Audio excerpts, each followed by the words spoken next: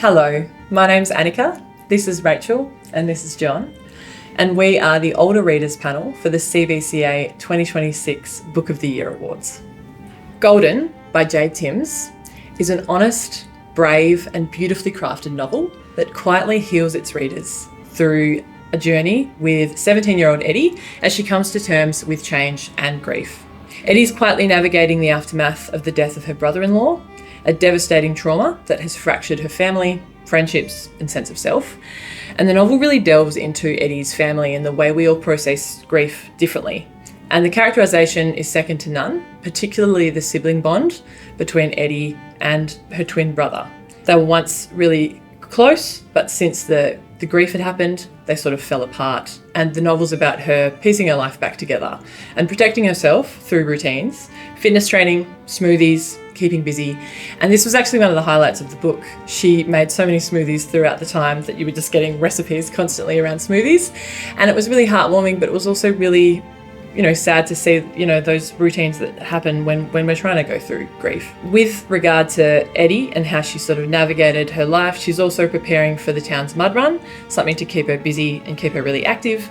And she's gradually forced to confront the past and renegotiate these fractured relationships throughout her family and what that looks like and what healing looks like for her and her family. It's a beautifully affecting and controlled book, and it's a very sophisticated read, and it explores grief, trauma, resilience, and addresses some big themes of loss, mental health, sibling dynamics, parenting dynamics, and growing up. And it's perfectly pitched for readers aged 15 and above.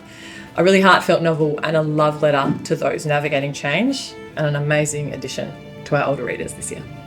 This Stays Between Us by Margot McGovern is a novel that has been an absolute delight this year, and it adds a layer of survival horror to the mix of older readers. It opens with a discman playing Killing Heidi's Reflector, and the fever dream of 1990s, early 2000s starts there. Set in the year 2000, This Stays Between Us is an adult survival horror that follows 4 teenage girls, Mac, Rafi, Priya and Shelley, on a school camp in the isolated mining town of Bainton, shadowed by the ghost legend Smiling Jack. The girls go to escape the stress of their lives, and in doing so, they decide maybe on this camp, it's a great idea to hold a seance in the middle of a ghost town.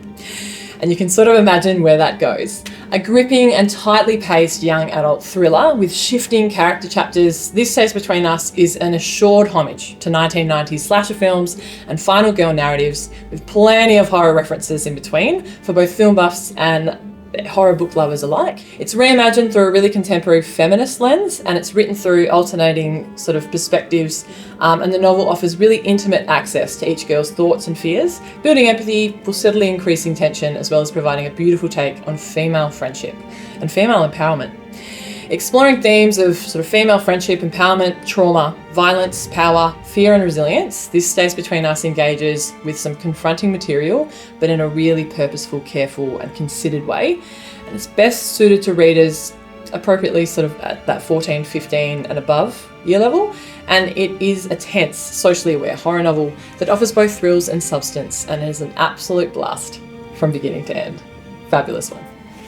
Or Flame and Fury by Michaela Bridge. Michaela Bridge's fiery fantasy debut explodes onto the YA scene like a shot of adrenaline. Cinematic and dynamic, the high-stakes stories follow 17-year-old Kel, Vera, and her team of Phoenix racers who are forced to take a job from a mysterious tech mogul with an unsettling interest in her Phoenix. She's reluctantly partnered with her arrogant rival Coop, and what blossoms is an intensely addictive hate-to-love romance with palpable yearning. The expertly crafted and immersive world building is only enhanced by the visceral prose, fast pacing, and cinematic detail. Classic themes of good versus evil are enriched by mature discussions of corruption, freedom, trauma, and moral ambiguity. Coupled with an excellent exploration of found family, Bridges' ability to capture the nuance of Kel's inner narration makes this a standout in the wider young adult fantasy genre. With its perfect balance of accessibility and complexity, Of Flame and Fury is a must-read fantasy for 15 years and older. Unhallowed Halls by Lili Wilkinson. In Unhallowed Halls, Paige Whitaker arrives at Agathian College seeking anonymity and safety after a violent incident at her former school. Isolated on the Scottish moors and reserved for children of wealth and influence, Agathian's not a place where scholarship students are meant to exist. While the school initially promises intellectual challenges and the possibility of friendship, its traditions, rituals, and hidden history soon reveal something far more dangerous. A richly atmospheric young adult fantasy and gothic hybrid, Unhallowed Halls draws on the aesthetics of dark academia and gothic fiction to create a world that is both seductive and deeply unsettling. Paige is a compelling outsider protagonist, intelligent, wounded, and emotionally guarded, whose experience of chronic illness, particularly endometriosis, grounds the supernatural elements in lived reality. Her pain is not erased by magic, but reframed as part of her resilience, adding depth and authenticity to her character arc. Exploring themes of belonging, identity, wealth and power, chronic illness, sacrifice, and the tension between reason and intuition, Unhallowed Hall offers a sophisticated reading experience for the young adult audience. Best suited to readers approximately 14 to 18, it is a confident and ambitious novel that rewards attentive reading and invites rich discussion. Barry Jonsberg's latest novel, Darkest Night, Brightest Star, is authentic, it's heartfelt, and it is so beautifully written. It's a coming-of-age story that looks deeply and closely and uncomfortably at toxic masculinity from a very male perspective. Morgan, 13, is unaware of the issues of his worldview. Growing up with his father and his older brother, toxic masculinity is the world he inhabits. But this book doesn't preach or degrade boys who come from a dysfunctional masculine environment. It lets you walk with Morgan as he finds his way. The conversations are definitely fraught. Morgan's language includes slurs and real issues of degrading others. These can be a real punch to the face. It's particularly true of Morgan's conversations with his friend Gray.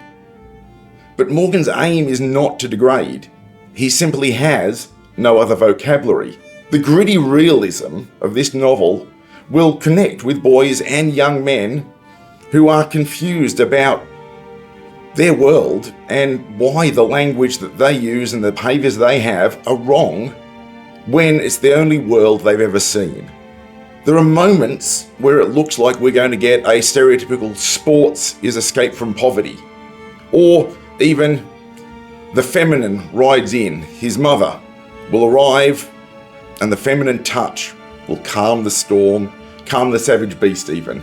But this novel subverts those predictable expectations. It doesn't make women responsible for solving the problems of men and boys. It doesn't claim to have easy answers or simple solutions to complex problems. This is a fantastic novel that follows Morgan's development, independent of his father's dreams for him. Morgan's journey away from his father's dreams is mirrored by his gardening work. The awful soil of his family garden needs so much love, and Morgan does not have the right tools. He's a child with a child's strength, trying to do the work that should have been done for him by an adult. But where Morgan's father has failed, Morgan perseveres. We Saw What You Started is a young adult thriller set in a very well-described fictional coastal town, Red Sands, with surf culture and surf lifesaving at the absolute core of this community, and the connection between all the people within the community. 15-year-old Otto is newly arrived in this Australian town from California after fire destroyed the farm he lived on with his mother. Otto is struggling to rebuild his life and is now the prime suspect in a series of suspicious fires that have been breaking out around the town. Local team Millie is determined to prove herself within the Surf Lifesaving Club and to step out from the shadow of her brother, Jasper. As the fires continue and suspicion tightens, Millie and Otto team up to try and find what's really happening. The novel has alternating perspectives, the balance of mystery, coming of age, and a subtle romantic thread. The surf's life-saving competitions, the patrols, the club culture, They're recognisably Australian, and the identity, resilience, prejudice and family expectations that come along with that, and the pressures of a small town, the assumptions people make about you, really draw this out. It's an authentic and respectful depiction of surf life-saving culture and life in a small town. Volunteering is a meaningful part of this town, and it gives a real positive representation for readers of what young people can be doing in service and leadership and contributing to their community beyond themselves.